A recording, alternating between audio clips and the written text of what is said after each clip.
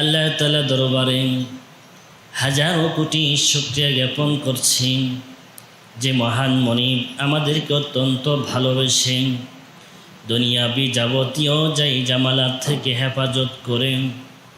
আজকের এই পবিত্র জুমার দিনে আল্লাহর ঘর মসজিদে আসার বসার এবং নামাজ পড়ার মতো এক সুবর্ণ সুযোগ দান করে দিয়েছেন। যে মহান মনিব আল্লাহ তাআলা আমাদেরকে সুস্থ রেখেছেন, ভালো রেখেছেন, সেজন্য আলোচনার শুরুতেই মন প্রাণ উজাড় করে অন্তরের সবটুকু শ্রদ্ধা এবং ভালোবাসা দিয়ে সেই মহান মনিব আল্লাহ তাআলাকে শুকরিয়া জানাই, কৃতজ্ঞতা জানাই। সবাই বলি আলহামদুলিল্লাহ। অসংখ্য দরুদ ও সালাম সেই মহান নবীর প্রতি যাহাকে আল্লাহ তাআলা সাইয়্যিদুল মুরসালিন খাতামুন নাবিয়্যিন সর্বকালের সর্বশ্রেষ্ঠ নবী হিসেবে প্রেরণ করেছেন। সম্মানিত হাজিরিন, আমি আপনাদের সম্মুখে পবিত্র কুরআনুল কারীমের সূরা ইয়াসিনের ৫১ নম্বর আয়াত তিলাওয়াত করেছি। রাসূল সাল্লাল্লাহু আলাইহি ওয়াসাল্লামের অগণিত হাদিস থেকে একটি হাদিসের আংশিক পাঠ করেছি। আল্লাহ তাআলা তৌফিক দান করলে এখান থেকে কিছু কথা বলবো। মা তৌফিকি ইল্লা বিল্লাহ। সম্মানিত হাজিরিন, আল্লাহ তাআলা আমাদেরকে পৃথিবীতে পাঠিয়েছেন। পাঠানোর পিছনে অবশ্যই একটা উদ্দেশ্য আছে। ওই উদ্দেশ্য যখন ব্যর্থ হবে, আল্লাহকে আল্লাহ বলার মানুষ যখন পৃথিবীতে আর থাকবে না, তখন একটা পর্যায়ে আল্লাহ তাআলা পৃথিবীটাকেও রাখবেন না, ধ্বংস করে দিবেন। তো পৃথিবীটাও ধ্বংস হয়ে যাবে। ইসরাফিল আলাইহিস সালাম দ্বিতীয়বার ফুৎকার দেওয়ার পরে পৃথিবীর সব কিছু ধ্বংস হয়ে যাবে, আকাশ এবং জমিনে কিছুই থাকবে না। একমাত্র আল্লাহ তাআলা বেঁচে থাকবেন। এইভাবে চলতে থাকবে ৪০টা বছর। তামাম আকাশ এবং জমিনের মাঝে আল্লাহ ছাড়া কেউ থাকবে না।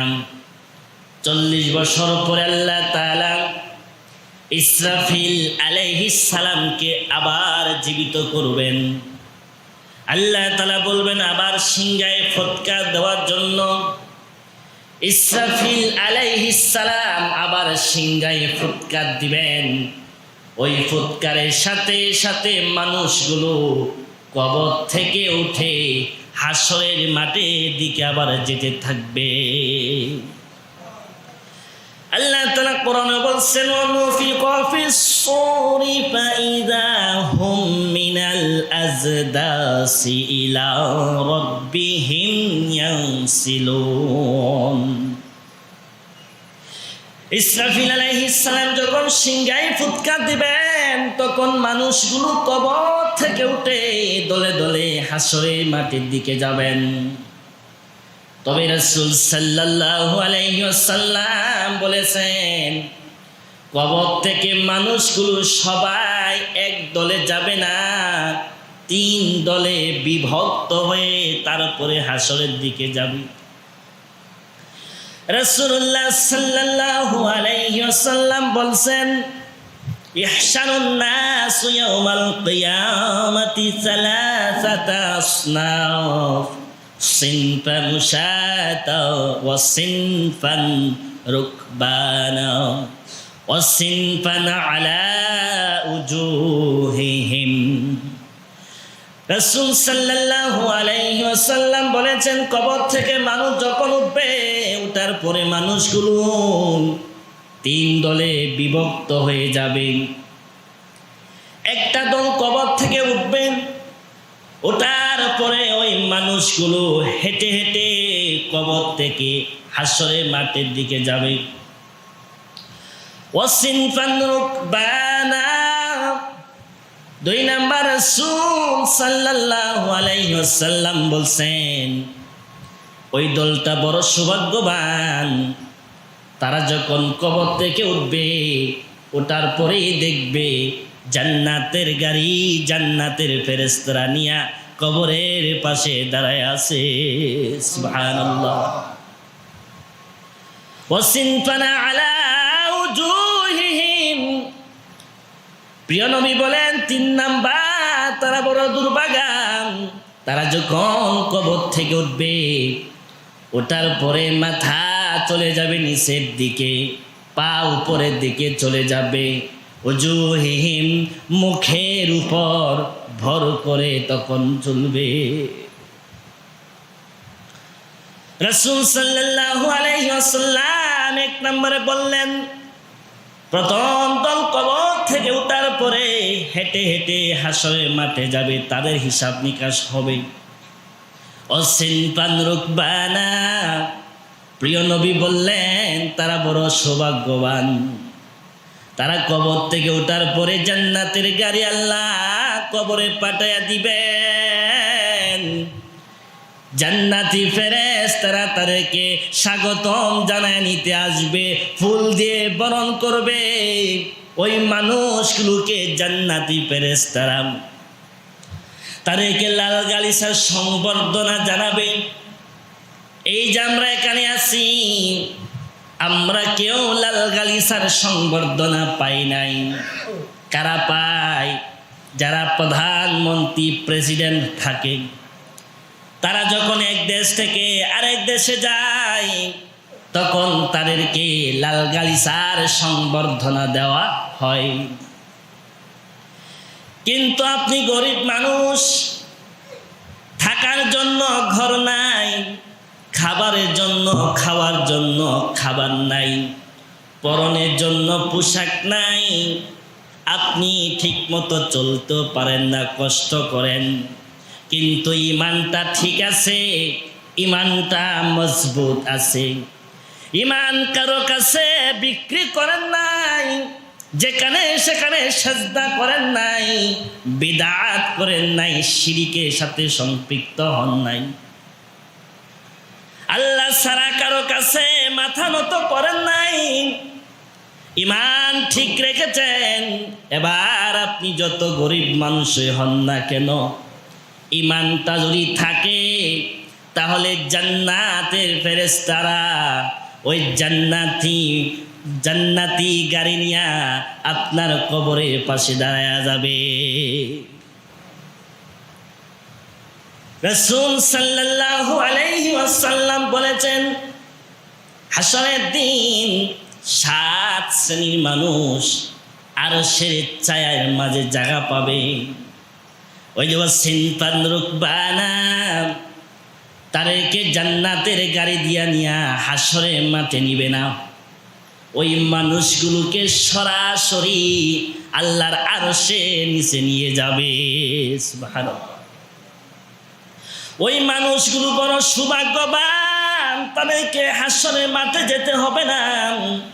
ওই মানুষগুলোকে জান্নাতের গাড়ি দিয়া সরাসরি আল্লাহর আরশের নিচে নিয়ে যাবে।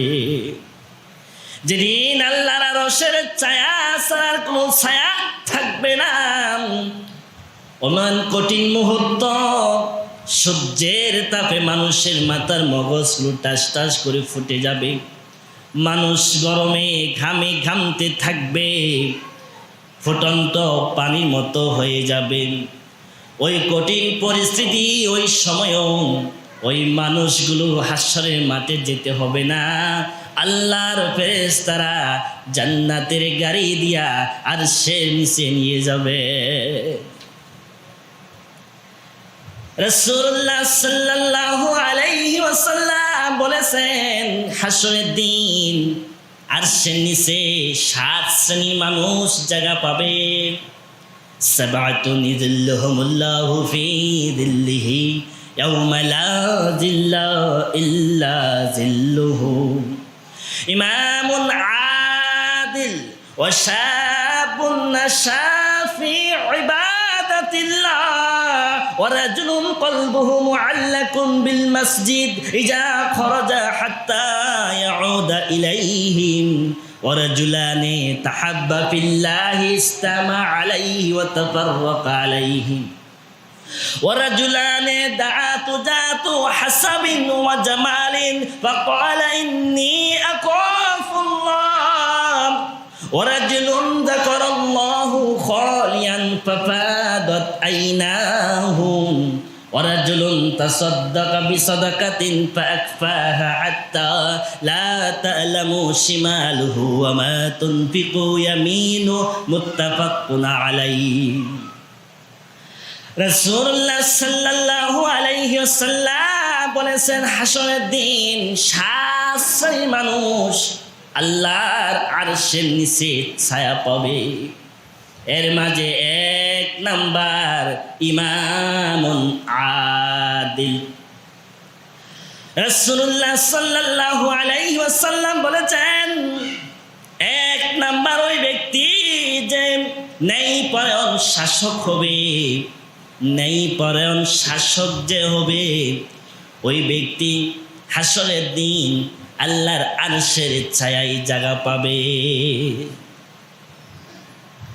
ব্যাখ্যা পরে দিচ্ছি প্রত্যেকটা বিষয় আগে বলে নেই এক নাম্বার ন্যায়পরায়ণ শাসক আল্লাহর আরশের ছায়া জায়গা পাবে দুই নাম্বার শাফুন শাফি ইবাদাতিল্লাহ প্রিয় নবী বলছেন ওই যুবক আরশের ছায়ায় সেদিন জায়গা পাবে যে যুবক বয়সে আল্লাহর ইবাদত করেছে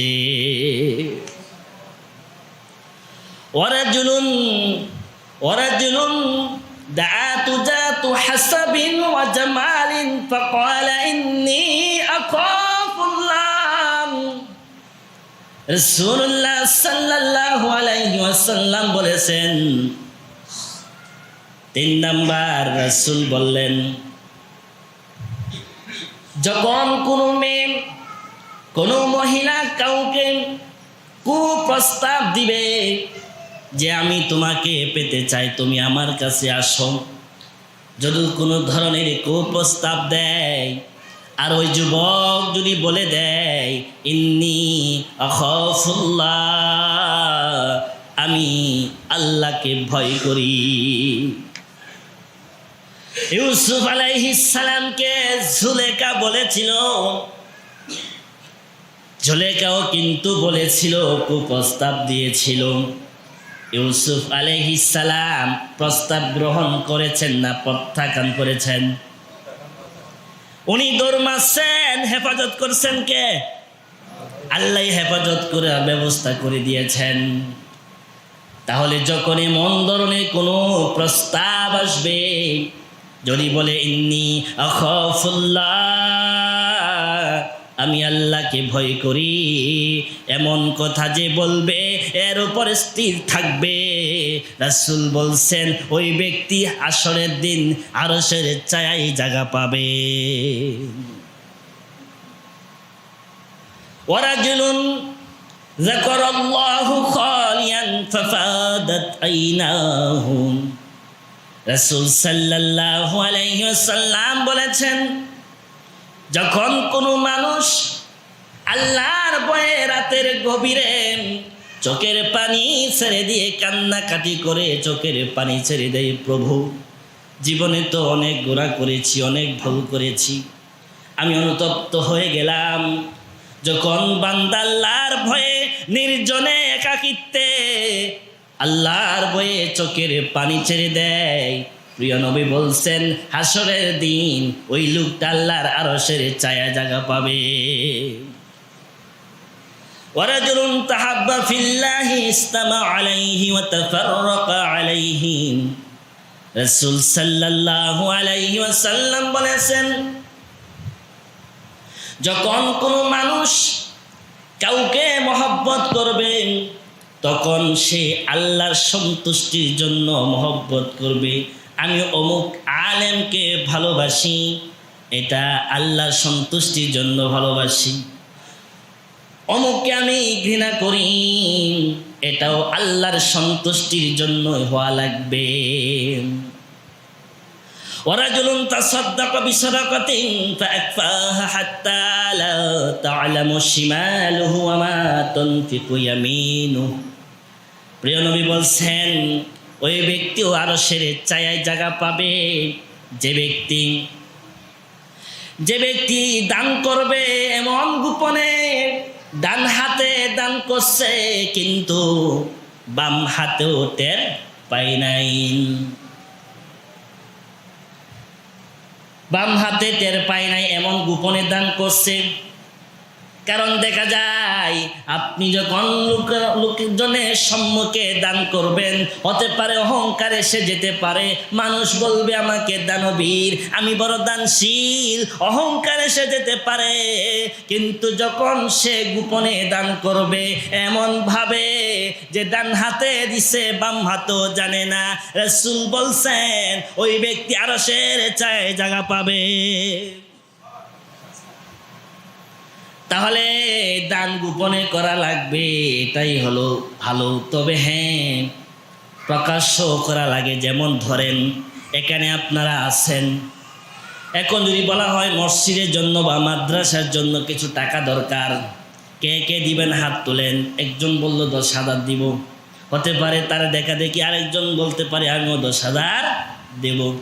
এই সময় বলা দিতে পারে সব পাবেন, কিন্তু যে গোপনে দিবে সে আরশের ছায়ায় জায়গা পাবে।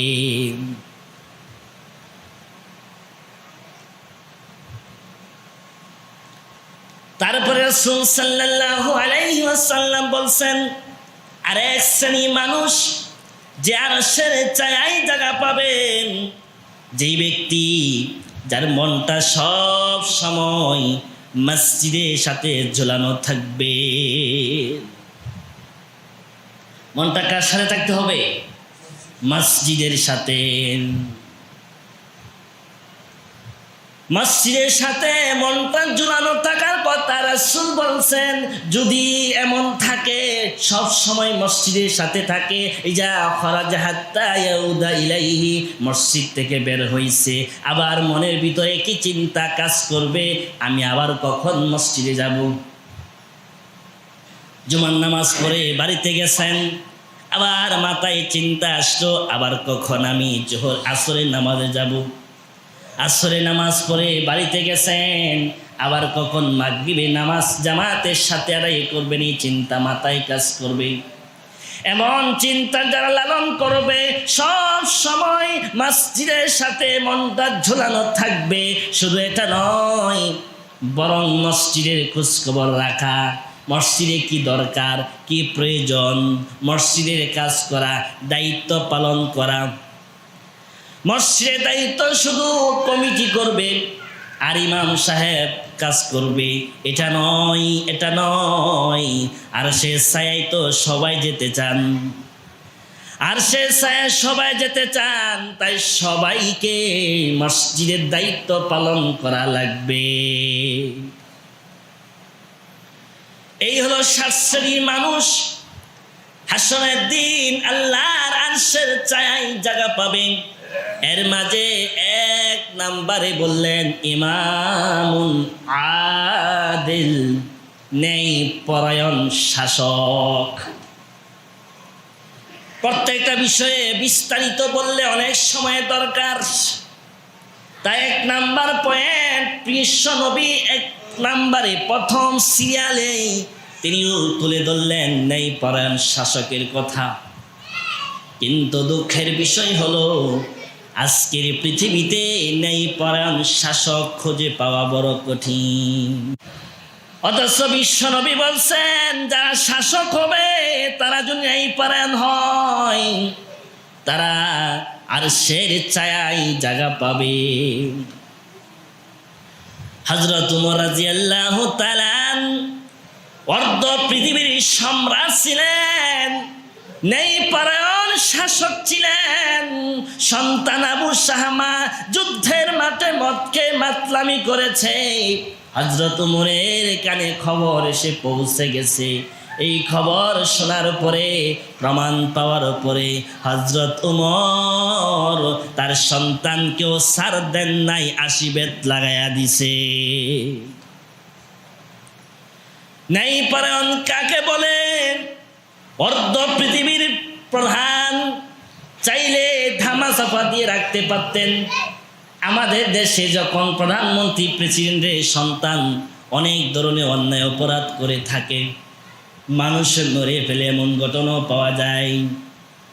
কিন্তু যখন প্রমাণ হয় তখন এগুলোকে ঘুরে রাখে, ধামাচাপা দিয়া রাখে, এর কোনো বিচার পাওয়া যায় না।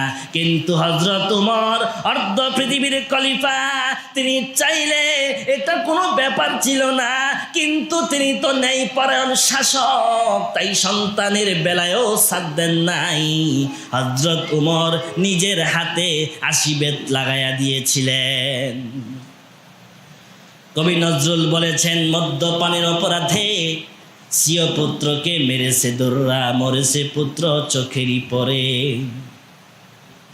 সন্তান মরে গেছে ওই ৮০ বেত লাগানোর কারণে, তারপরও ছাড় দেন নাই। কেমন সুবিচার ছিলেন, কেমন ন্যায় বিচারক ছিলেন। যাচ্ছেন মদিনা থেকে জেরুজালেম হযরত ওমর, সাথে শুধু একজন বডিগার্ড, চাকর, বডিগার্ড না, একজন চাকর উটের উপর চলে যাচ্ছেন। হযরত ওমর উটের পিঠে, আর ওমরের ওই চাকর উটের রশি ধরে টানতেছে। অর্ধেক পথ যাওয়ার পরে হযরত ওমর ওই চাকরকে বললেন, তুমি উটটাকে বসাও। চাকর উটটাকে বসালেন। হযরত ওমর উট থেকে নামলেন। এবার বললেন চাকরকে, তুমি উটের পিঠে উঠো, আমি ওমর রশি টানবো। ওই চাকর বললেন, খলিফাতুল মুসলিমিন, এটা কি বলেন, এটা কিভাবে সম্ভব? আপনি অর্ধ পৃথিবীর সম্রাট, অর্ধ পৃথিবীর খলিফা, এখন আপনি উটের রশি টানবেন আর আমি উটের পিঠে উঠবো? এটা হয় না, এটা হয় না। হযরত ওমর বলেন, দিতে যেতে চাও বুঝি? হাসরের দিন যদি বলে রব, ও ওমর, ভোগের জন্য খলিফা বানাই নাই, ত্যাগের জন্য বানিয়েছিলাম, তখন আমি কি জবাব দেব? হযরত ওমর রাদিয়াল্লাহু তাআলা তখন উটের পিঠ থেকে নেমে উটের পিঠে যখন চাকরকে তুলে বসালেন, হযরত ওমর অর্ধ পৃথিবীর খলিফা, তিনি উটের রশি টানেন। কেমন ন্যায় বিচারক ছিলেন। রাতের বেলায় একা একা হাঁটেন, কার ঘরে খাবার আছে, কার ঘরে নাই। হঠাৎ তিনি শুনতে পান কোনো এক ঘরের ভিতর থেকে বাচ্চার কান্না। হযরত ওমর খবর নিতে গেলেন, গিয়ে দেখেন ঘরে খাবার নাই। তাই তিনি চলে গেলেন বাইতুল মালে, সেখানে গিয়া তিনি আটার বস্তা নিজের কাঁধে নিয়াম হযরত ওমর তিনি আবার ওই বাড়িতে পৌঁছায়া দিলেন। অর্ধ পৃথিবীর খলিফা, কেমন ন্যায় বিচারক ছিলেন। আজকে ন্যায় বিচার না থাকার কারণে গরিব বিচার পাই না। অথচ ন্যায়পরায়ণ যে হবে, ন্যায়পরায়ণ শাসক যে হবে, বিশ্ব নবী বলছেন ওই লোকটা আরশের ছায়ার মাঝে জায়গা পাবে। আমাদের সুপ্রিম কোর্টে, হাইকোর্টে যখন যাবেন তখন দেখবেন সেখানে দাড়িপাল্লা দেওয়া আছে, দাড়িপাল্লার একটা দৃশ্য দেওয়া আছে। এটা দিয়া কি বোঝাই? যে ন্যায় বিচার করা হবে। দাড়িপাল্লা কি ন্যায় বিচারের বিষয় না, মাপা হবে। ন্যায় বিচারের জন্য দাড়িপাল্লা রাখা হয়েছে, কিন্তু আমাদের কোনো আদালতে ন্যায় বিচার পাওয়া যায় না। আপনি সেখানে যাবেন, একজন মানুষ মেরে ফেলছে, প্রমাণ হয়ে গেছে। প্রমাণ পাওয়ার পরেও যদি আপনি মামলা করেন, তারপরে এটা নিয়ে কত কিছু হবে, আপিল হবে, এটা বিচার হয় না, আবার আপিল করবে। অথচ যদি সে কোরআনের আইনের রায়টা দিয়ে দিত, তাহলে হত্যার বদলে হত্যা, সাথে সাথে ফাঁসির রায়টা হয়ে যেত। তার মানে কি বোঝা যায়? ন্যায় বিচার নাই। যখন কোনো বিচারক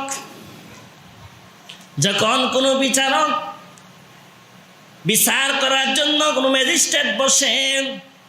ওই ম্যাজিস্ট্রেট রায় দেওয়ার পূর্বে ওই যে উকিল থাকে, ব্যারিস্টার থাকে, দুই দলের পক্ষ থেকে তারা তাদের পক্ষ নিয়ে কথা বলে। কিন্তু কেউ কোরআনে এই আইনের এই বিচারে এই আইনের কথা কোরআনে বলছে কেউ বলে না। বিচারক যখন বিচারে রায় দেয় তখন বলে বাংলাদেশে আরো অমুক সময় এই বিচারে এই রায় হয়েছিল, অমুক দেশে তমুক দেশে এই বিচার এইভাবে হয়েছে, এই রায় দিছে। বিচারকও বলে না এটা কোরআনে এইভাবে কইছে তাই এইভাবে রায় দিছি। কোন বিচারক, কোন ব্যারিস্টার, আইনজীবী আল্লাহর কোরআনের আইনের কথা বলে না। মানুষ এগুলো চিন্তাও করে না। ন্যায় বিচার কেমনে পাবে?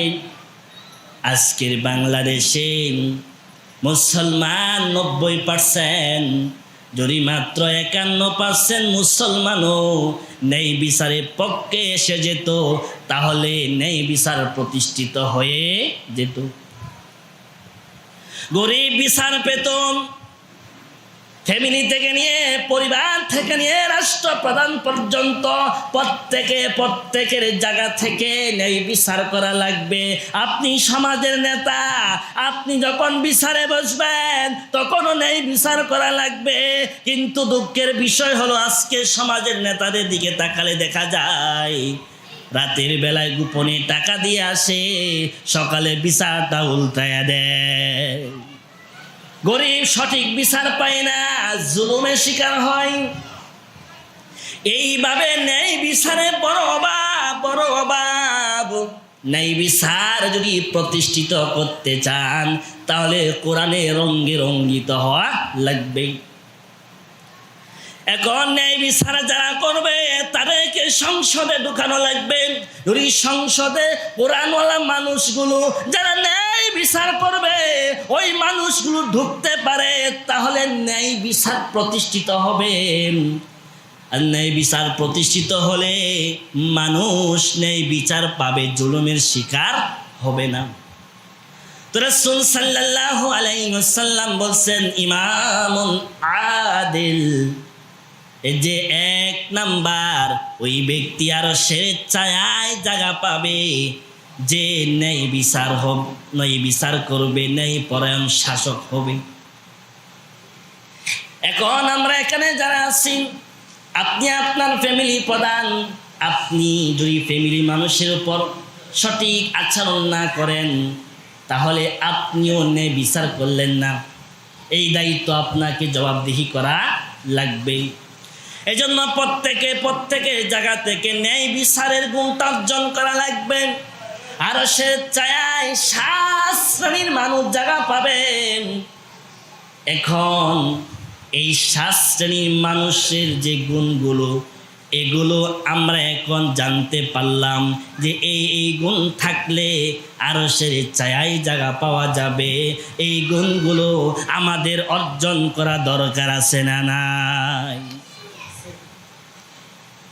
এখন আমাদের সুযোগ আছে, শুনেছি এই গুণ থাকলে আরশের ছায়ায় জায়গা পাবো।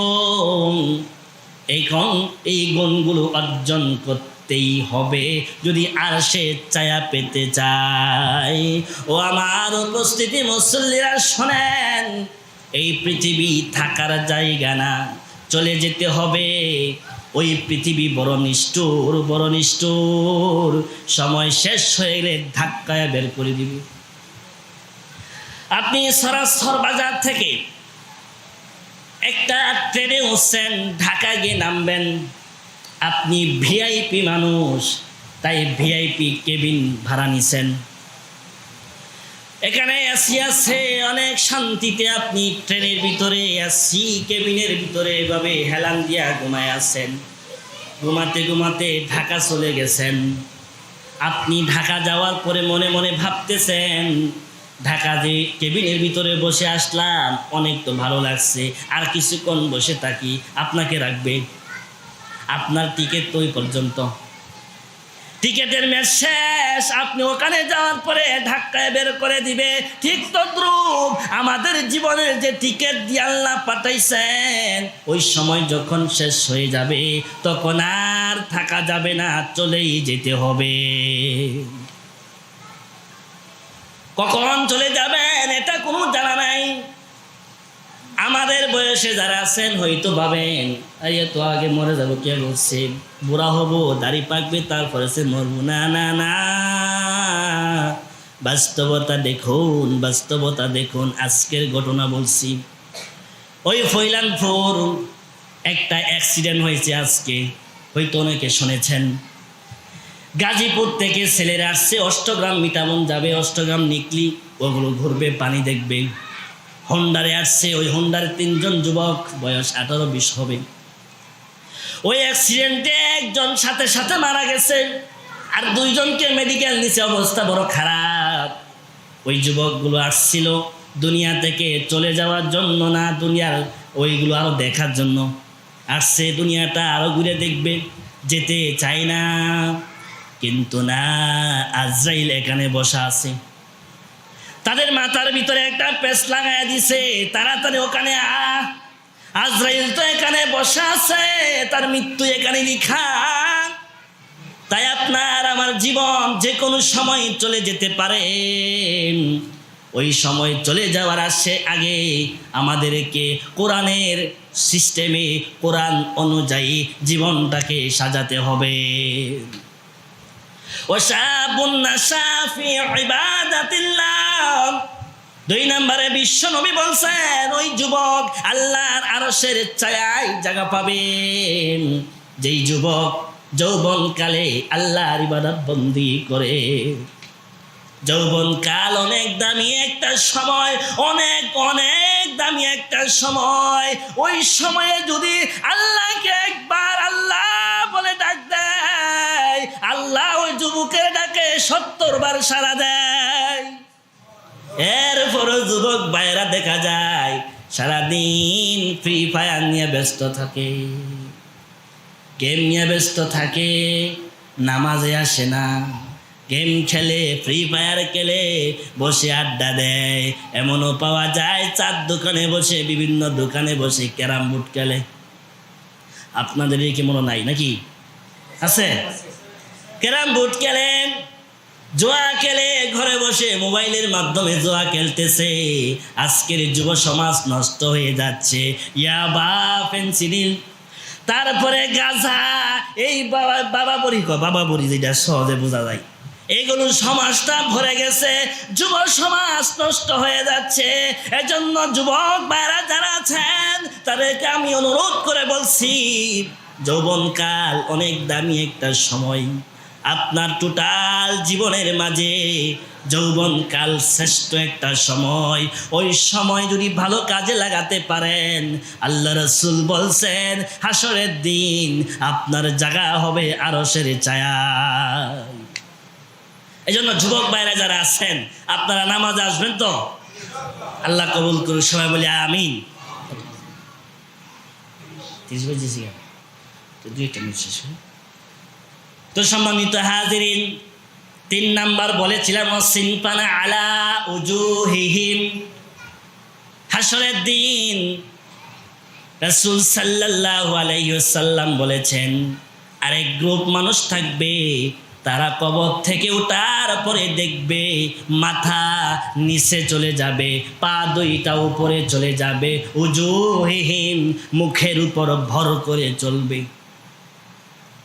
প্রশ্ন করলেন রাসূল সাল্লাল্লাহু আলাইহি ওয়াসাল্লামকে, মুখের উপর কেমনে ভর করে চলবে? আল্লাহ রাসূল বললেন যে আল্লাহ পায়ের উপর ভর করে চালাইছেন, তিনি মুখের উপর ভর করায়ও চালাতে সক্ষম। এখন প্রশ্ন হলো আল্লাহ তাআলা কেন মুখের উপর ভর করে চালাবেন? এর কারণ হলো মানুষগুলো দুনিয়াতে যত অন্যায় করে, যত পাপ কাজ করে, এর সবচেয়ে বেশি মুখটাকে কাদায় লাগায় করে। ওই মুখটা দিয়েই তো মিথ্যা বলতেছে, ওই মুখটা দিয়ে প্রতারণা করতেছে, ওই মুখটা কাজে লাগায়া ধোঁকা দিতেছে, ওই মুখটাকে কাজে লাগায়া মানুষ সুদের ব্যবসা করতেছে, গাঁজার ব্যবসা করতেছে, জুয়া খেলতেছে, মুখটা কাজে লাগাইতেছে। ওই মুখটাকে কাজে লাগায়া আলেমদের নামে সমালোচনা করে, গীবত শাকায়াত করে, ওই মুখটাকে কাজে লাগায়া মিথ্যা মামলা সাজায়া আলেমদেরকে জেলে বন্দি রাখে, আলেমদেরকে জেলে বন্দি রাখে, ফাঁসি রশিতে ঝুলাইয়া দেয়। ওই মুখটাকে কাজে লাগায়া অনেক অন্যায় কাজে লিপ্ত হয়ে যায়। তাই হাসরের দিন ওই মুখটাকে একেবারে পায়ের মতো, মানে পা দিয়ে যেভাবে হাঁটেন এইভাবে জমিনের উপর ভর করে চলতে হবে। আল্লাহ তাআলা কোরআনে বলছেন, فَيَوْمَئِذٍ لَا يُسْأَلُ عَنْ ذَنبِهِ إِنسٌ وَلَا جَانٌ فَبِأَيِّ آلَاءِ رَبِّكُمَا تُكَذِّبَانِ يُعْرَفُ الْمُجْرِمُونَ بِسِيمَاهُمْ فَيُؤْخَذُ بِالنَّوَاصِي وَالْأَقْدَامِ فَبِأَيِّ آلَاءِ رَبِّكُمَا تُكَذِّبَانِ আল্লাহ তাআলা বলছেন, ওই মানুষগুলোকে সেদিন কোনো প্রশ্ন করা হবে না, প্রশ্ন করার কোনো প্রয়োজনও হবে না। ইউরাফুল মুজরিমুন, ইউরা মানে পরিচিত হয়ে উঠবে মুজরিমুন কে কোন ধরনের পাপ করেছে, কোন ধরনের অন্যায় কাজ করেছে। বিসিমাহুম, তার চেহারার মাঝে ভেসে উঠবে।